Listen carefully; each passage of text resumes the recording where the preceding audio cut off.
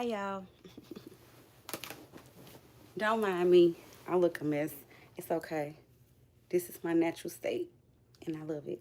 So, I'm going to let y'all come in here so we can have this discussion because y'all will not believe me. Y'all not going to believe me. Y'all not going to believe me. Nobody will believe me when I tell y'all this. Nobody's going to believe me. They're going to think I'm lying.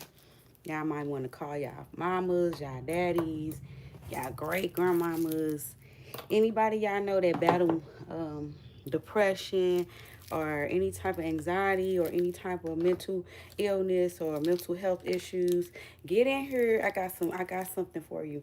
You will not believe how I solve my problems and heal myself.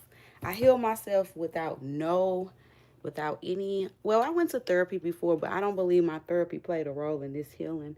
I believe therapy um opened my mind up to the possibilities of there being darker forces or not darker forces or states of mind and perceptions.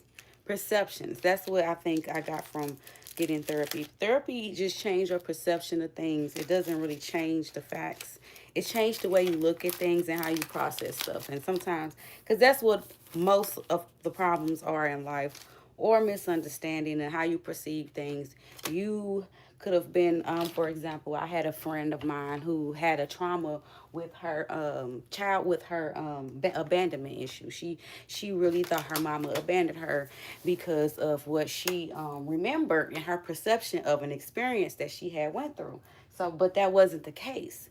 And her perception was her mama did not care about her. Her perception was her mama did not love her, and she it's only till she became she went into Scientology and she actually got a chance to get hypnotized and play back a scenario in her childhood that showed her where this information or this idea of abandonment came from. And it was literally a big misunderstanding. She literally misconstrued her mother's thoughts and intentions as what they were. She thought that she was right. Her mother, she had ended up getting sick really, really bad and was like placed in a hospital and um was wondering at the time, like, where is my mom at? Like, where is she? And so she carried a weight of, my mom really doesn't love me. I'm really not loved. Or, she had that insecurity, that feeling in her of abandonment, So she carried that. And it's something small, but it cracked her brain when she was a little kid that her mom wasn't there at such a serious, important time. And it caused her anxiety. It caused her to have feelings of worthlessness growing up, So that event shaped her perception in life. It wasn't until she became an adult and actually got help and got hypnotized and was able to recall that event and actually see what happened. So when she ended up getting hypnotized, she learned that that's not what actually happened. Her mother did not abandon her. Her mother actually was busy in labor with her sister. So it was no way for her to be there. There was no abandonment. And that actually helped her with her anxiety. She became more self-aware of what happened, and she became, her perception of it changed, and her body changed. So that was just an example of how your perception has to change in order for your feelings to change about a situation. And that's why people get therapy. And that's why therapy is important, because therapy helps you really relive the situation without judgment and explain to you what actually happened outside of just your point of view, because there's multiple points of view. There's three what you call it when somebody say there's a problem. There's three sides to the story. So yeah, you going off your perception and you're getting anxiety and you're getting sad about it. So bump that. I just was getting on the fact that therapy helped my mind open to the fact that your perception changes everything. You with me? Are you with me? Your perception changes everything. So that's why therapy helps. Therapists don't really do anything but allow you to relive those moments and actually think them through and actually gather what was really happening versus what you thought was happening. That's all therapy does. Been through it, seen it, know it. Okay. Now, I actually cured myself from anxiety, not from therapy.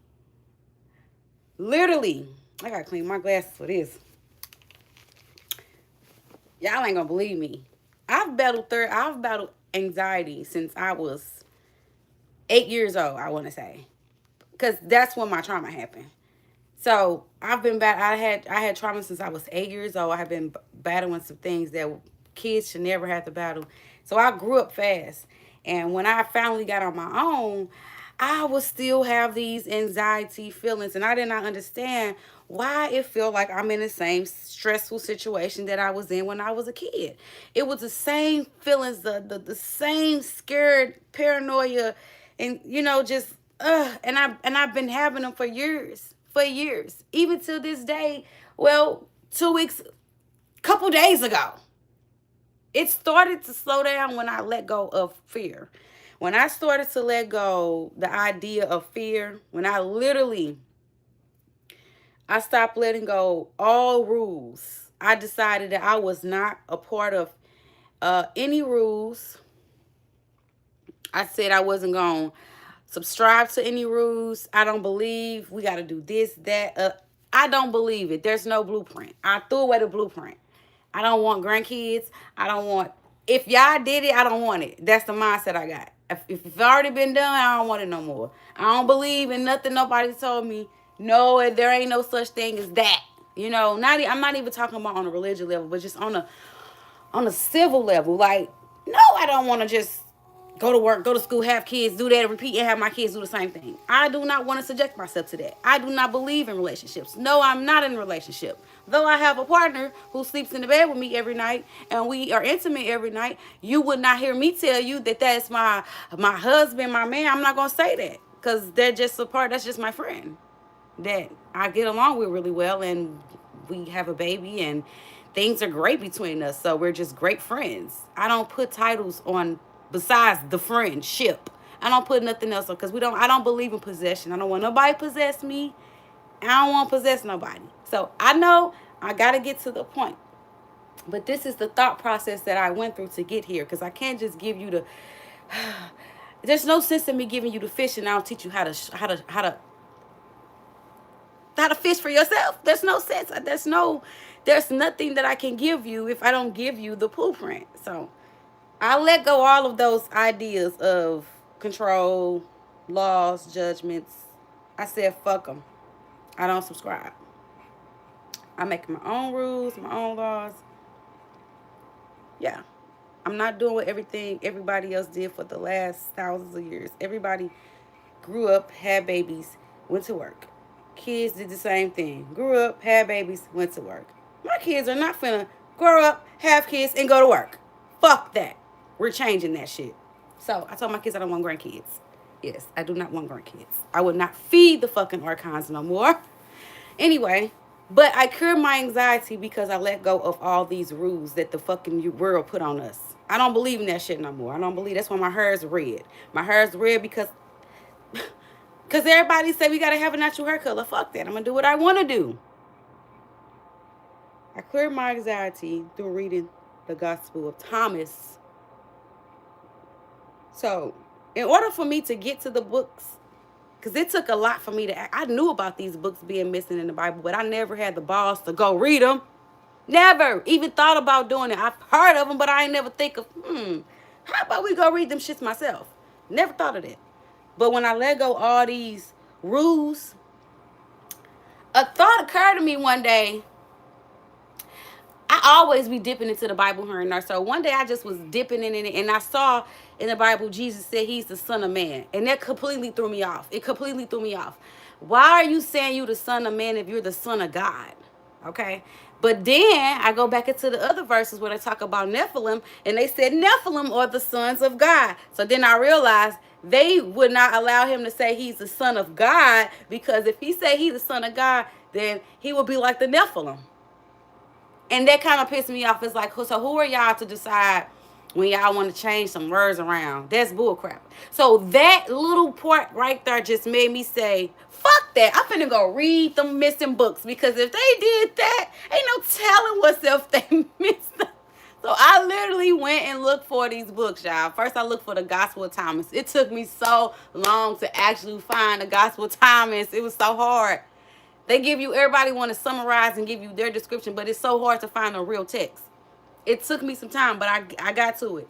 It woke me up to the fact that I already knew Jesus before I even, like, I already said Jesus meditated. I already said Jesus was a spiritual person. I already said that he rose his chakras. He was one of them people. He's directly from the fullness, but when he came here, he was trying to teach people how to raise their chakras. But they turned it in the Bible to make it seem like you got to go and pray and get this shit. When no, you have to believe you're the light. And no, you're the light. And that's it. And that's all Jesus was trying to prove, y'all. Okay, so me learning this, y'all, is why I cured my anxiety. I don't have anxiety no more. Since I read the Gospel of Thomas, since I read the Gospel of Mary, since I read the Gospel of Philip, and I found out who Sophia is, I read the Pistis of Sophia. Them are 4 books. Oh, my 5th book, I read the book of Enoch a long time ago when I found out what ghosts were. And now that I got all this knowledge, y'all, I don't got anxiety no more. Please tell me, what the fuck? How the fuck you cure anxiety with knowledge? What the fuck? Where are we? You ain't gotta believe me. I swear you ain't gotta believe me. But I've been happy for this whole week since I got this knowledge. I've been so fucking happy. I've been so light. I had what could have been a nightmare turn into a dream. Have you ever had a nightmare turn into a dream? No. If you ain't never had that, man, please take me as I am. I'm serious. You are the light too. You have wisdom in you too. Ignorance is sin. To even believe in ignorance is to believe in sin is makes you're ignorant. If you believe that sin is real, then you're ignorant. That's all. And since I know sin isn't real, my body isn't ignorant no more to fear, and I don't have no fucking anxiety no more. Where's Infinite Waters when you need him? Somebody tag Infinite Waters, because that's one of the people that pioneered this thought process for me. He may didn't say it like this, but he was trying to get y'all to say it like this. And also, let's get on the food subject. Let me just end that right there, because everybody believe that it's what you eat that's going to spray. It ain't what you eat going to bring your chakras up. Nothing you can do in this physical body will get you to the fullness, which is the Most High, which is in the ineffable light. None of that will get you there, okay? What you eat will keep your ass reincarnated here. That's it, because you're more in tune with the body. The body has... You know what Jesus said about to eat? Because he never said don't eat this, that, other. He never told you when not to eat, because he don't concern himself with flesh. Why would he concern himself with flesh? Come on, if he know you bigger than your body, why would he give a fuck about what you eat? He don't. He said eat what you can, because you'd rather not starve, dummy. So if you go into somebody's land and they feeding you something that you ain't never ate before, eat it. Because if not, you will fucking starve. You want to know what he said about giving to charity and paying your tithes? He said don't do it if you don't want to, because it is worse to do shit that you don't want to do and do it because you just think you're supposed to. I ain't coming back. Y'all can come back if y'all want to. Y'all might like them fake steaks. I don't like that shit. I want to go back to the fullness. I'm out of here. I got to go to work. I got to go be a slave. But that's okay, because my real self is untouchable. I am untouched, baby. I am the light. You are